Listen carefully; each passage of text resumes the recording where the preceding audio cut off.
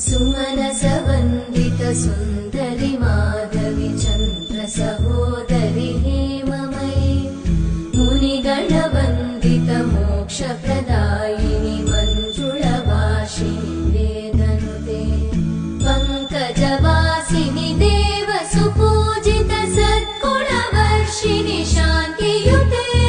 जय जय हे मधुसूदन कामिनि आदिलक्ष्मि जय पालय माम्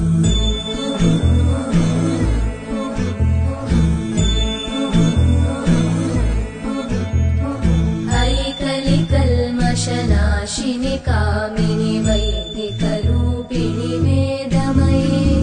क्षीरसमुद्भव